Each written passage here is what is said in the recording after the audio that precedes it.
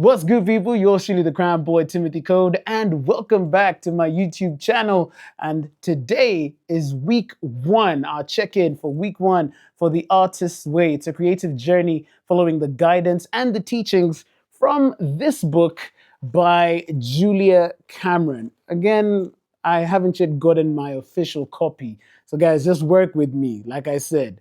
In case you missed week zero, you need to go check out one of these videos on my page. Plus, you can also show me some love on social media at TimothyCODE, TimothyCODE. Now, let's jump into week one, which is a chapter called Recovering a Sense of Safety. Now, I started reading this on Sunday, and I promised that I was going to be sharing bits of what I read, some of the things that I did during the week as I followed this particular course. Now, week one deals with shadow artists. And the chapter begins like this. This week will initiate your creative recovery, and you will feel both giddy and defiant, hopeful and skeptical. The readings, tasks, and exercises aim at allowing you to establish a sense of safety that will enable you to explore your creativity with less fear. Before I get into anything, let me just say this last week has tested me in some very, very interesting ways. But I'll get into it. So, chapter one is recovering a sense of safety. And the very first thing it talks about is shadow artists. So, my own definition of a shadow artist is someone who lives vicariously through others, right? You're watching another artist, exercising their creativity, their God-given gift to make music, to make film, to paint, to do anything that allows themselves some really special creative expression.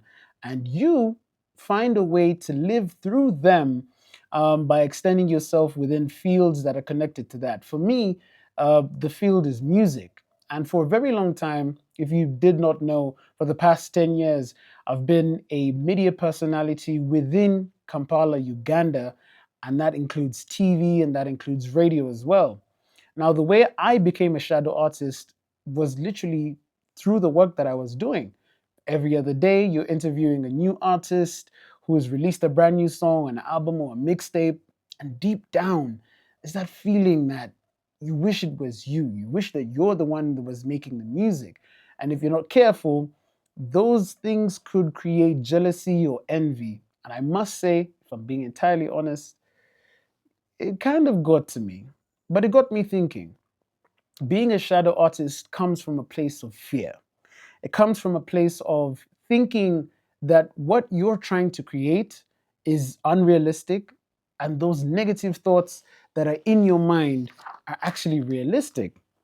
Came to a quote that I posted on Instagram earlier on this week from Susan Jeffers, and the quote says, "We have been taught to believe that negative equals realistic and positive equals unrealistic." For a very long time, I felt the same way. Gives an example of a shadow artist in the book, an artist called Jerry, who wanted to be a filmmaker.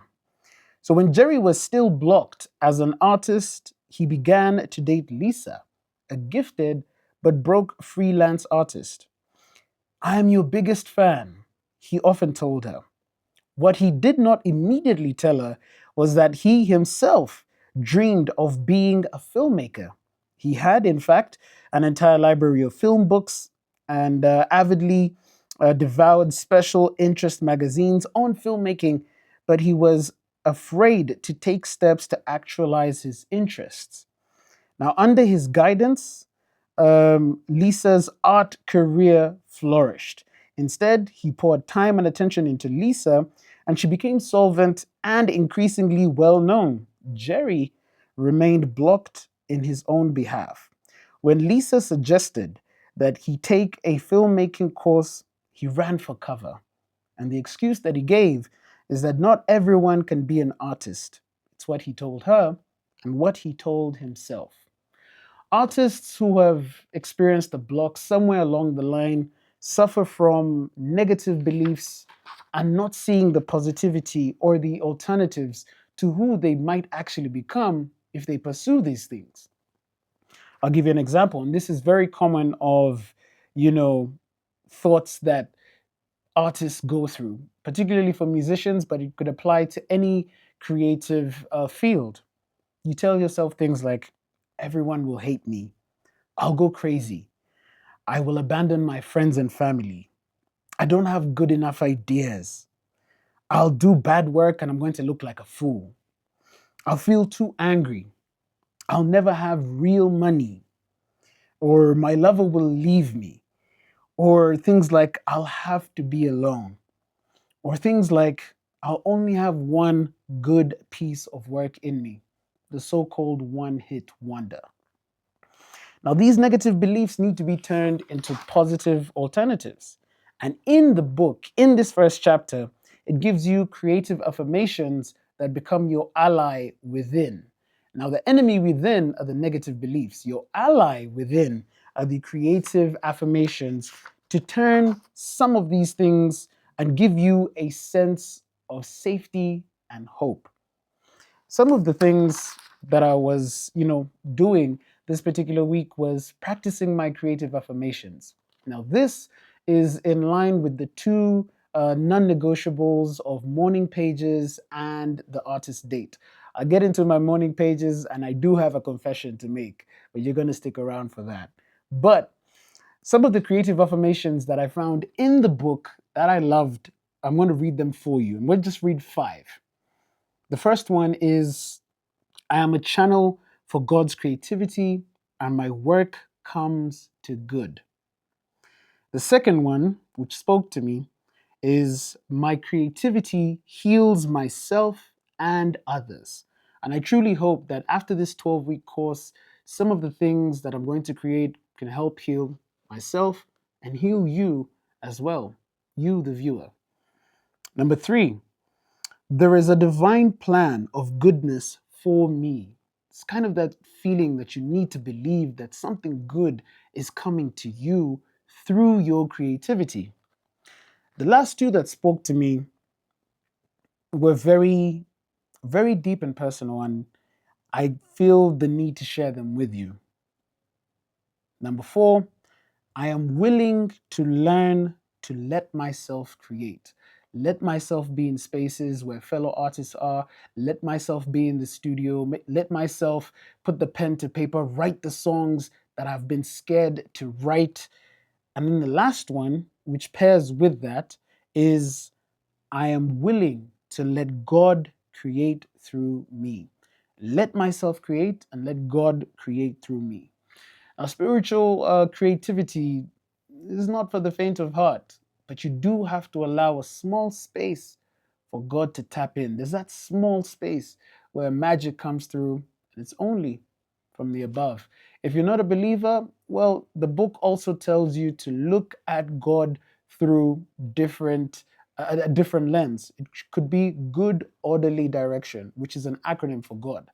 Good orderly direction could be something like the flow state. Those are different ways to look at the way it references God in this book, in case you don't believe in God, but I do. So that was the creative affirmations that I was doing with my morning pages. Now, here's my confession. I did not do all my morning pages this last week. I'm sorry. But it's been a bit tough, jumping into mornings if you're not ready for the morning, it can be a little bit tricky. And doing the morning pages in and of itself is not the easiest thing to do. 3 pages, A4 size, freehand, whatever comes to your mind. Sometimes you hear the thing and you want to hold back.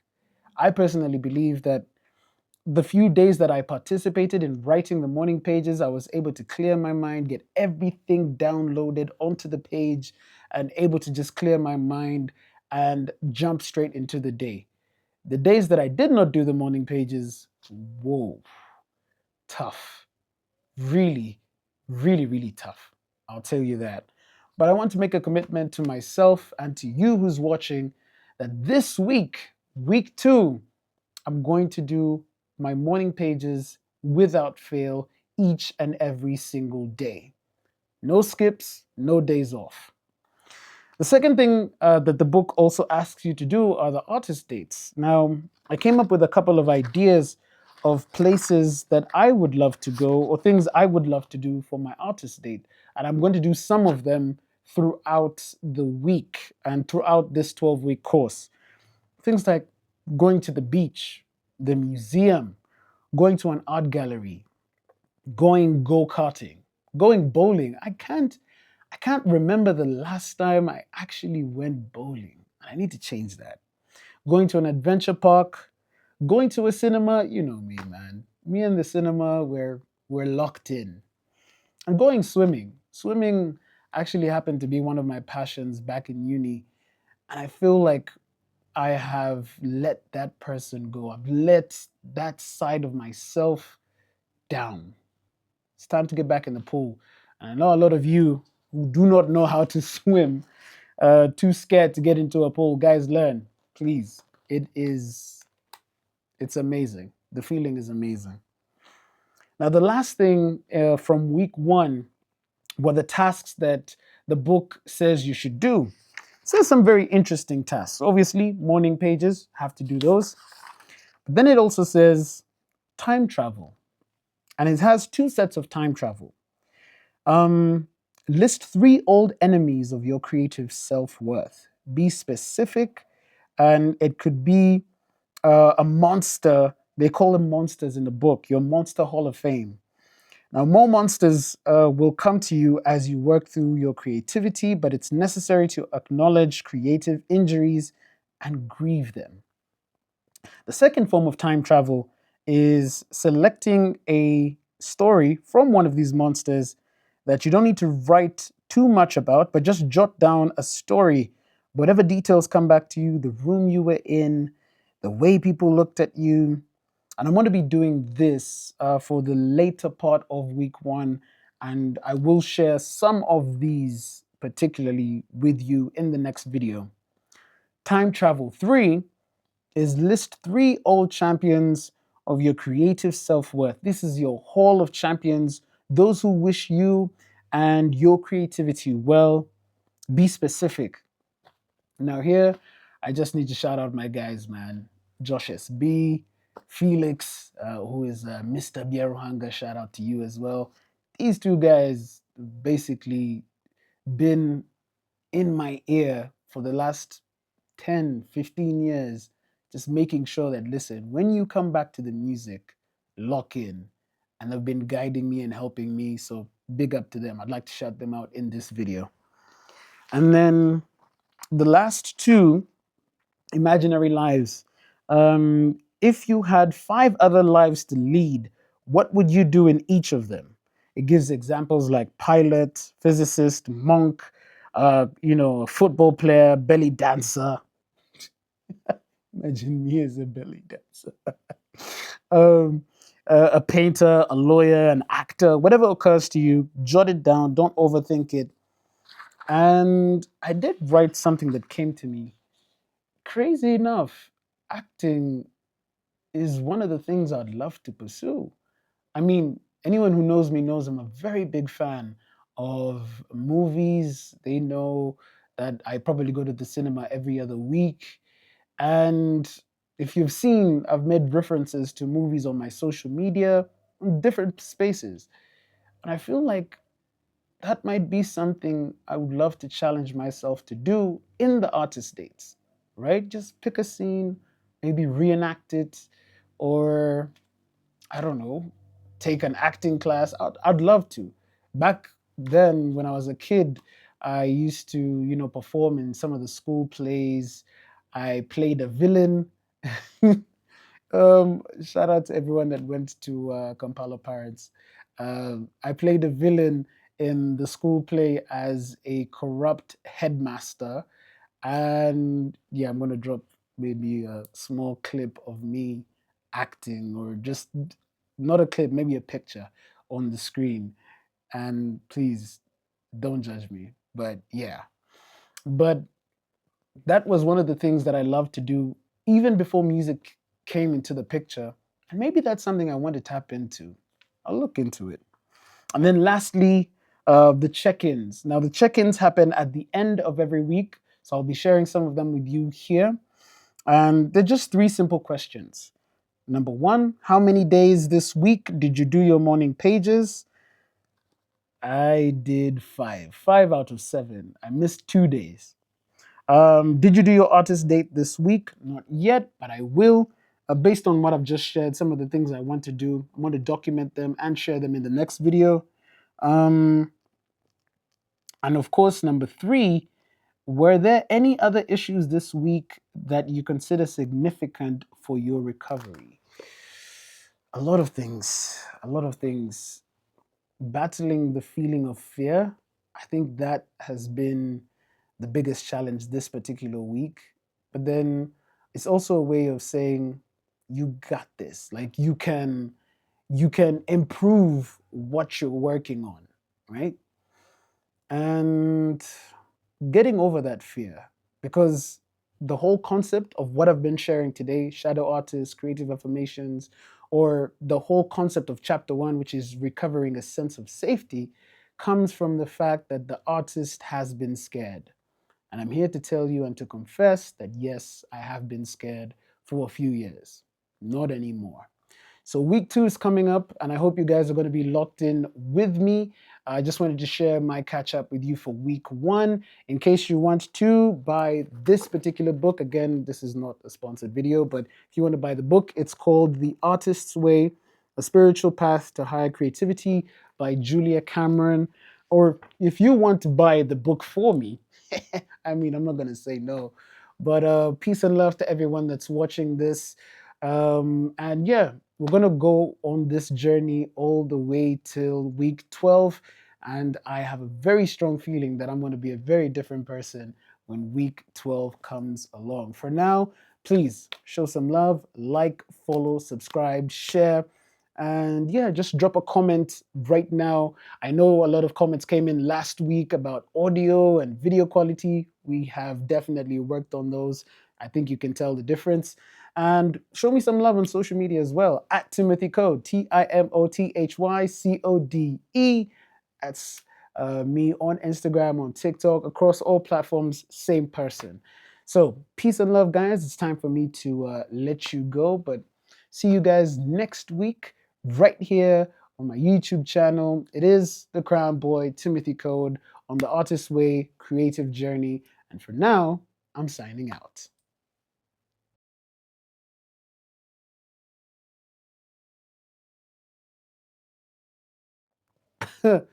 Man, these bloopers are going to be crazy. Let's get into conversation lock in right here, right here. That's what we're locking in. Okay. All right, let's do it. Let's do it. Let's do it. Let's do it. Three, two, one. Three, two, one. Guiding and guidance. Ah, it's gonna be crazy. Okay, go, go, go, go, go, go. Three, two, one. Okay.